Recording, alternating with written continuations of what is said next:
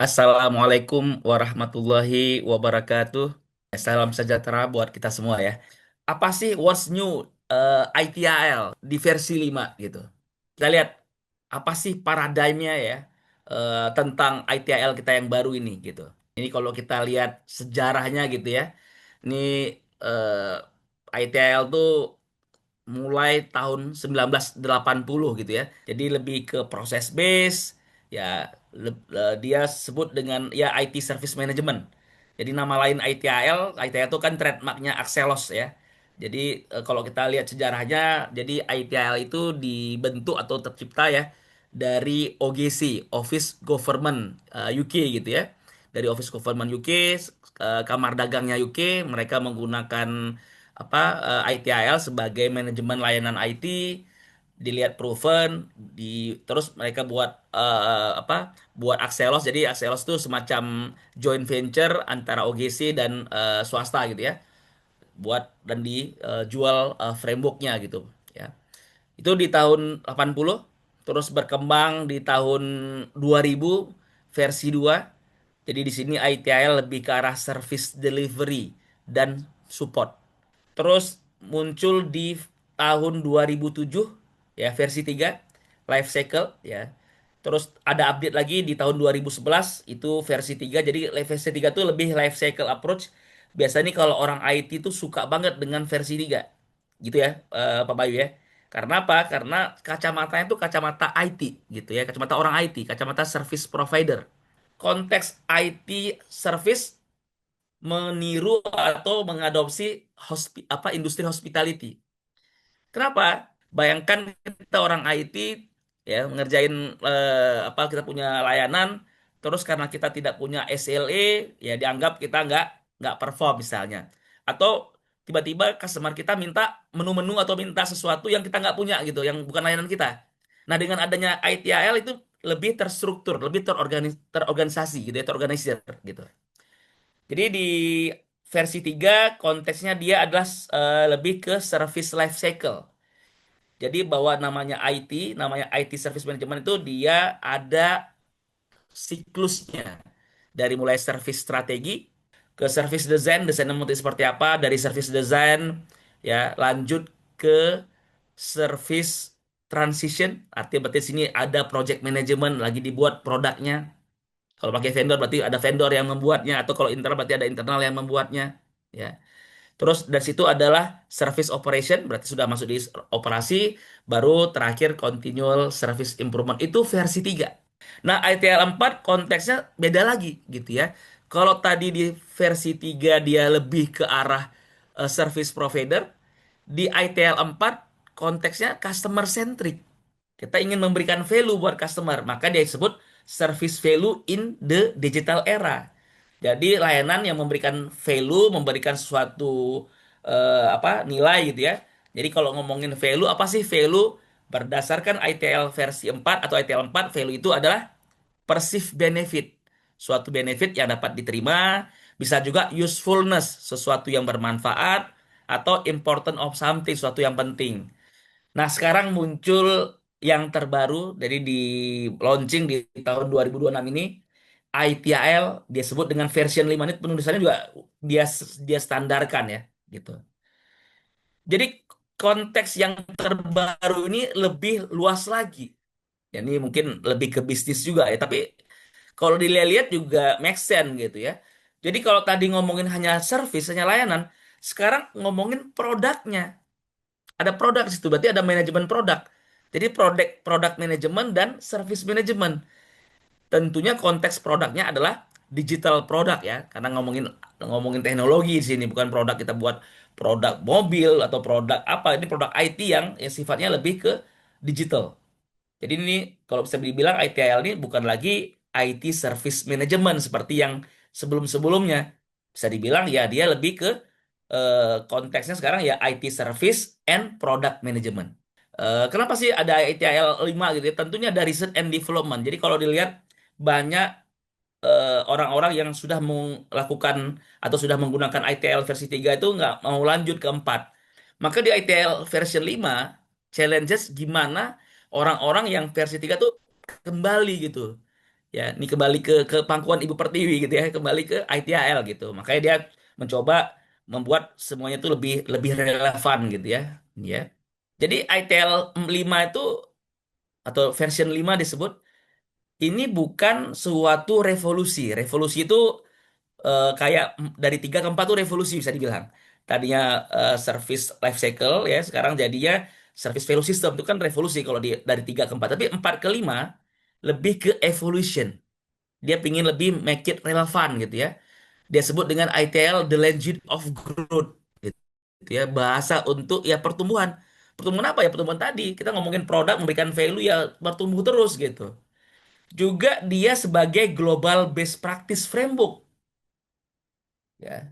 Tapi bukan hanya untuk IT service management. Bisa dibilang untuk product and service management secara ini ya. Tentunya produknya ya digital product gitu. Isi dalamnya nggak terlalu jauh berubah sebenarnya. Jadi walaupun di luar sana kayaknya lagi hype gitu ya, tapi isi dalamnya tuh nggak jauh berubah. Tapi make it relevan menurut saya pribadi ya. Saya lihat pribadi lebih make it relevan lah. Kalau kita buat produk tuh lebih enak melihatnya gitu ya. Kalau yang lama tuh kan ada 6 activity. Kalau teman-teman tahu ya, ada service value chain 6 activity. Sekarang jadi 8 gitu, 8 step gitu kita lihat. Jadi ITIL tetap ada guiding principle. Jadi ini kayak soulnya ITIL, jiwa gitu, jiwanya ITIL. Tapi konteksnya bahwa ITIL berubah itu juga better ya, lebih bagus ya, termasuk biar relevan. Nah, nanti memang dalam kalau kita ngomongin secara implementasi, memang yang paling sulit ini sekali lagi ini adalah pandangan saya gitu ya. Kalau kita mau implementasi ITIL adalah tentang organization and people. Makanya kenapa guiding principle ini sebagai soul of ITIL, jiwanya. Kita udah bagus nih, teman-teman di perusahaan mungkin ya, sudah make tool yang bagus. Apa yang bagus sekarang? Yang mahal misalnya ya. Udah pakai teknologi tercanggih, automation gitu ya. Sudah ada AI Ops-nya, AI Operation. Tapi ternyata kalau tidak dijalankan, hasilnya gimana kira-kira? Ketika terjadi insiden, ya sama aja gitu ya. Atau prosesnya sudah baik gitu ya misalnya. Tapi kalau nggak dijalankan, tentu tidak memberikan value. Maka di ITIL, guiding principle ini sebagai soul of ITIL. Tetap ya, jiwanya. Jadi kalau mau berubah dan sebagainya, tetap ini adalah sebagai prinsip-prinsip yang digunakan. Ini kayak prinsip hidup lah. Jadi ada fokus on value, kita terus memberikan value, menarik ya. Nanti value-nya juga value yang value semesta gitu ya. Jadi value buat saya sebagai pekerja misalnya, value buat organisasi, value buat customer, buat klien kita. Jadi value buat semuanya. Jadi konten sama lah. Jadi ITIL 5 juga mengadopsi dari Lean, Agile, DevOps ya. Fokus on value, ada start where you are ini kan ngambil dari Lean nih. Jadi jangan mubazir, mulai dari yang sudah ada gitu. Juga progress iteratively with feedback ini kan ngambil dari Agile ya. Jadi kalau Agile tuh gimana sih? Kenapa Agile tuh jadi menarik misalnya ya? Ya karena kalau dulu waterfall tuh ya gelondongan. Dengan konteksnya Agile ya kita buat pekerjaan yang besar menjadi bagian-bagian kecil dan nanti minta feedbacknya. Seringkali kita di digital produk atau dibuat sebuah aplikasi atau buat sebuah software, ketika selesai pasti ya ada yang kurang gitu ya. Makanya kenapa kontesnya ada progress dan feedback ya. Biasanya kalau di waterfall begitu selesai di ujung project 6 bulan, bulan ke-6 begitu dia boleh nambah ini enggak? Warnanya kok gini sih? Kok ini nggak sesuai sih dengan yang dia mau gitu ya. Makanya feedback itu baru dapat di ujung. Makanya kenapa ini jadi menarik konteks di ITIL termasuk kalau kita ngomongin di ITIL sendiri, kalau ada ticketing misalnya ya tentu dikerjain dan dapat feedbacknya juga gitu ya. Ya, yang keempat ada collaborate promote visibility, kita berkolaborasi, ada visibilitas gitu ya. Jadi ini ngambil dari Kanban lah. Jadi bisa semua ada terlihat, ada Kanbannya gitu ya. Juga ada think and act holistically. Jadi berpikir bekerja secara menyeluruh. Kita ngomongin sebuah layanan, sebuah produk tentunya end to end kan. Juga keep it simple and practical. Jadi tentunya sesuatu itu dibuat sesuatu yang simple, praktis. Kita kalau buat sesuatu tuh jangan langsung jelimet buatnya, langsung kompleks. Mulai dari yang simple dulu, yang kita gampang. Nanti tambahkan lagi sesuai ke kebutuhan. Dan yang terakhir tentunya optimize and automate. Ini kan ini sekarang lagi era automation gitu. Jadi kalau kita bikin otomasi tentunya kita optimize dahulu. Jangan sampai nanti pain point-nya pindah. Tadi masalah problemnya ketika pakai manual. Ketika digital juga sama aja. Problem juga gitu ya. ada pain point-nya juga sama gitu. Cuma bedanya sekarang tadi tadi manual, sekarang pakai aplikasi gitu. Karena nggak di optimize ya pain point-nya ke bawah gitu. Mulai masuk ke limanya ya. Ada life cycle-nya lagi. Jadi ITIL yang baru ya, itu ada namanya produk dan service life cycle-nya. Nih tadi kalau dilihat ini ada 8, nanti kita lihat ada di depan ya. Ini ada di depan sebenarnya. Ada 8 step sebenarnya. Ya, untuk apa? Untuk bisa meunifikasi tentunya eh, produk dan service di dalam satu model. Jadi kalau kita buat produk, kita buat sebuah layanan, ya model ini bisa digunakan gitu. Juga memperkuat service value system, jadi nggak hilang. Juga memprovide end to end, juga experience driven. Nanti kalau ngomongin quality ya customer experience-nya ya, untuk bagaimana melihat value itu dibuat. Ya, termasuk nanti mengalign dengan governance, ada prinsipal, praktis. Jadi service value system tetap sama, ya ada 5 ya. Nah, tapi yang nanti yang agak sedikit berubah besarnya itu di value chain-nya. Dulu namanya service value chain, sekarang namanya value chain doang. Terus kalau ngomongin tentang praktis, di 4 tuh dia bagi 3. Ada pro, kalau di versi di 4 itu ada namanya General Management Practice, ada Service Management Practice, dan Technical Management Practice. Nah sekarang ya dibuat cuma 2 gitu ya. Karena ngomongin nggak hanya service, but sekarang Product and Service Management Practice plus General Management Practice. Jadi kalau tadinya General tuh nggak salah ada 12 ya, saya lupa 12 gitu ya. Terus sekarang ya produk tuh jadi 22 gitu ya. Nah, ini kualifikasi scheme di ITIL 5. Jadi nanti kalau kita lihat tuh ada 3 designation ya, atau ada tiga jalur gitu ya. Ya, ada tiga kategori, 3 jalur. Pertama adalah ITIL Practice Manager yang atasnya ya. Jadi ITIL Practice Manager ini ya sesuatu yang sifatnya praktis. Ya, jadi kalau ngomongin tentang insiden, problem, dan sebagainya, itu lebih ke praktis ya. Itu masuk di sini. Nah, praktis sendiri itu ada 3 ujian. Ini ada 3 ya. Kita ambil satu aja sebenarnya. Kita ambil satu langsung dapat ITL PM. ITL Practice Manager. Jadi ada ITL Monitor, Support, and Fulfill. Dulu tuh kalau yang di 4 itu dia pecah-pecah lagi. Jadi masing-masing itu ada praktisnya. Kalau sekarang cuman dibuat 3 aja udah. Nah sekarang cuma bagi 3. Jadi ada Monitor, Support, and Fulfill, Plan, Implement, and Control, Collaborate, Assure, and Improve gitu ya. Nah berikutnya nih jalur yang saya yang MP ya. Jadi ada ITL Product, lebih berarti ngomongin tentang produk ya, product management. Ada ITL Service berarti lebih ke layanannya ya, sama ITL Experience ya. Ini saya lihat menarik ya, dia mencoba membuat ITL ini lebih relevan dan lebih lebih apa ya, lebih praktikal. Sama transformation. Dan jadi ITL transformation itu ini juga ujian gitu ya. Jadi kalau itu yang diperlukan, tapi dia lintas lintas ini. Jadi mungkin bahasa lainnya itu kayak transformasi digital lah. Jadi kalau kita ujian ambil produk, service, experience plus transformasi, kita dapat MP, Managing Professional designation-nya ya. Kalau kita ambil salah satu di sini, ITL, Plan, Implement, and Control, dan sebagainya, plus transformation, kita dapat Practice Manager. Kalau mungkin yang teman-teman di sini yang mungkin lebih banyak ke arah strategi, yang mungkin CTO, CIO, nah ini ada namanya ITL strategi gitu ya. Nanti dapat designation-nya ITL Strategic Leader. Nanti kalau 433 namanya ITL Master. Oke, kita coba lihat lah ya. Gimana sih ITIL? Tadi kan baru high level gitu ya.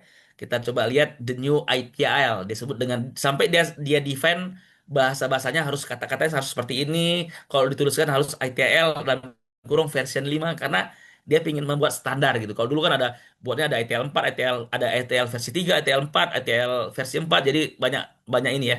Sekarang dia buat kalau ingin buat yang benar itu adalah ITIL dalam kurung version 5. Tadi yang saya bilang ya ITIL. Apa sih ITIL? Ya paling gampangnya tadi lah ITIL. ITIL itu IT Infrastructure Library. Atau dalam konteks di sini berarti adalah bagaimana kita mengelola layanan IT. Tapi nggak hanya layanan tadi. Karena kan ITIL sudah sekarang juga ada produk ya. Jadi ITIL adalah sebuah framework kerangka kerja ya. Kalau dulu disebut dengan best practice gitu ya, best practice kerangka kerja yang diadopsi di banyak perusahaan di dunia. Ya. Jadi kalau perusahaan kelas dunia pasti ambilnya ITIL gitu. Nanti kalau mau ISO, ISO-nya lebih ke 20.000 gitu ya. Itu lebih ke yang manajemen layanan IT gitu ya. Untuk apa? Untuk mengelola teknologi ya berdasarkan layanan tentunya ya, teknologi based service dan yang utama apa? Menciptakan value buat stakeholder. Ya, sekarang ngomongin value, ini udah kayak agile ya semuanya value ya. Tapi konteks value ini kan subjektif ya, teman-teman ya. Value buat saya belum tentu value buat Pak Bayu. Maka nanti ketika kita membuat sebuah layanan, kita harus jelas dulu siapa value buat siapa ini. Ya. Atau mungkin kalau kita lihat di Agile, di Scrum misalnya ada user story kan ya. Di user story kan dia jelaskan tuh value-nya buat siapa kan. Misalnya sebagai pengguna ojek online, saya mau ada misalnya apa ya, mau ada map untuk melihat si eh, penumpang, sehingga value buat saya sehingga saya tahu berapa jaraknya, berapa jauh dia, gitu. Misalnya contoh aja ya. Jadi value ini penting, tetapi jangan lupa value itu sifatnya subjektif. Ya. Jadi ITL terus berevolusi ya, berevolusi di luar tadi yang dibilang IT Service Management. Karena kalau kita lihat sekarang kan eranya udah era aplikasi, super apps ya. Sehingga yang tadinya dia hanya di IT Service Management sekarang juga masuk ke digital product. Jadi sekarang ITL itu tidak lagi best practice hanya best practice untuk IT Service Management tapi dia juga best practice framework untuk digital product dan service management gitu. Nah, ini mungkin ya hubungannya gimana sih produk dan layanan. Kalau kita lihat, malah saya pernah di perusahaan tertentu yang sebut nama lah ya. Dia sebut service itu ya produk gitu. Karena memang sebuah service itu bisa jadi satu produk atau beberapa produk gitu. Jadi pasti sebuah layanan digital itu pasti atau selalu berdasarkan digital produk. Iyalah ya, make sense lah ya. Ya, pasti dari situ ya. Jadi produk tadi menciptakan kapabilitas, juga ada service offering apa yang ditawarkan gitu ya. Juga one product satu produk juga bisa jadi terdiri dari beberapa layanan, bisa juga ya, mungkin ya. Dan atau satu service bisa jadi berdasarkan dari beberapa produk. Ya, make sense ya ini ya. Ini lebih ke inilah ya. Ini disebut dengan ITL product dan service life cycle. Ya. Jadi ITL product the product and service life cycle model ini ada 8 stage. Ini kalau saya bilang nih dia ngambil ada dari design thinking gitu ya. Ngomongin produk nih sebenarnya. Membuat produk itu seperti apa sih? Kalau dulu kalau masih ingat ya, saya nggak buat blog ininya. Kalau yang lama itu kan ada apa aja? Ada engage, ada plan, ada improve ya. Terus setelah ada plan improve juga ada design and transition, obtain or build gitu ya. Terus ada deliver and support. Tapi dia nggak jelas, maksudnya bisa kemana-mana gitu arahnya. Kalau ini dia ya waterfall gitu lah ya. Sekuensial. Kayak kita buat produk tuh pertama ya discover dulu. Setelah di discover ya design. Terus habis itu baru kita akuisisi. Setelah aku acquire baru kita build buat ya. Setelah kita buat ya transisi masuk operation kan siap-siap ya. Ya. Testing, siap-siap go live gitu ya. Setelah go live ya operate. Setelah operasi ya ada delivernya dan terakhir ada di supportnya seperti apa. Jadi kalau kita lihat konteksnya masih mirip lah ya. Jadi framework di atau elemen framework di ITL ya yang utama ya adalah ITL value system gitu. Jadi apa sih ITL value system? Sebuah rangkaian gitu ya, sebuah rangkaian langkah-langkah organisasi untuk menciptakan dan mendeliver produk dan layanan untuk service consumer atau bahasa lainnya bagaimana menciptakan value ya.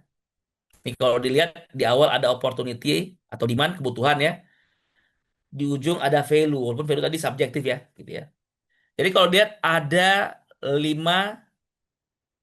elemen ya, 5 bagian gitu ya dari ITL value system. Ini sama seperti sebelumnya, cuma beda sekarang ada value chain jadi namanya value chain ya. Jadi ada guiding principle, ada 7 guiding principle, ada governance. Governance itu tata kelola ya. Nanti mungkin lebih detailnya banyak itu di COVID sebenarnya. Tapi governance ya evaluate, direct, monitor ya. Bagaimana kita evaluasi, kita direct, kita monitor. Terus ada praktis, tadi praktis itu ya lebih ke arah proses ya. Nanti ada tadi yang ada service management, ada insiden management, problem management dan seterusnya. Dan juga continual improvement. Kita lihat ada di depan. Ya. Tadi udah bahas ya. Jadi guiding principle ini kayak soul-nya ya. Ini kayak dalam kondisi apapun yang kita gunakan, ini kayak mindset kita ya, kayak mindset kita lah. Gitu. Jadi ini paradigma atau di pala kita tuh ya guiding principle ini gitu. Jadi operating model Canvas dan ITIL ya. Jadi menarik sih, ada manajemen sistem, sistem manajemen ya. Terus ada 4 dimensinya ya, 4 dimensi organization and people gitu ya. Ada information and technology, partner, supplier ya. Ya, ini ya di Canvas dia. Ya, ada informasi, ada teknologi gitu ya. Nah ini value chain dia nih tadi. Ada discover, ya, design, acquire, build, transisi, operate, deliver, dan juga support. Ya ini nanti kalau di trainingnya nih kita buat ini ya, ada kata kerja gitu. Ya, ini kayak kita buat buat ini ya, buat layanan atau buat produk lah. Di awal ya kita discover dulu gitu ya. Ya, jadi discover ini ya tadi menemukan value yang layak untuk dibuat misalnya. Jadi misalnya kalau konteks di produk atau service berarti memahami problem customer, mengidentifikasi kebutuhan pasar, marketnya, validasi opportunity, kita analisa risiko, visibility gitu ya. Berikutnya adalah design. Jadi setelah kita punya apa yang mau kita solve, problemnya apa, berarti sini merancang, membuat desain bagaimana value itu akan diwujudkan.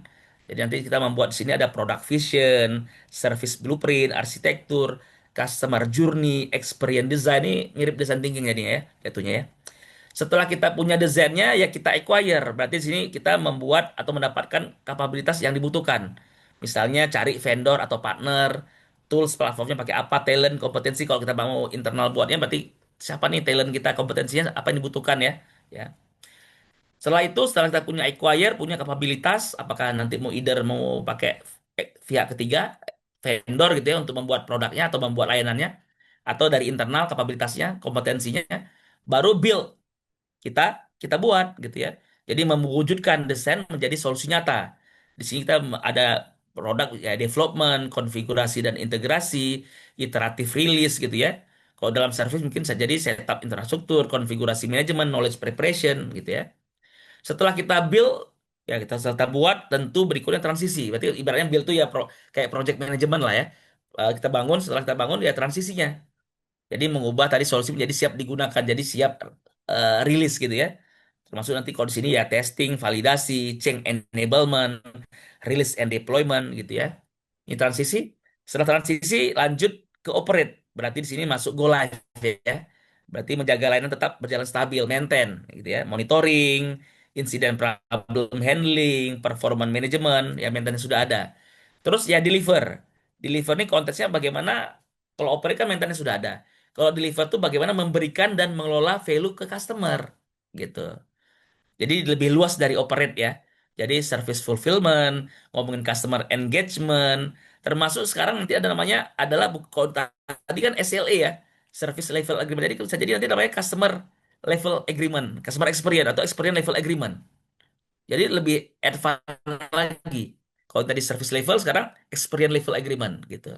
Experience management karena sekarang kan nggak hanya sekedar service level ya, gimana ini ya experience-nya dia secara SLA bagus gitu ya, tapi orangnya gimana experience dia, ya yang diukur gitu ya.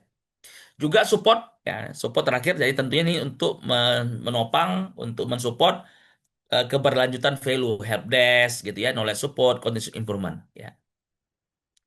Oke, ini tadi yang saya bilang menjadi praktis, so far sih nggak terlalu jauh berubah gitu ya, sama ya. Jadi cuman tadinya 3 kategori jadi hanya 2 kategori aja gitu.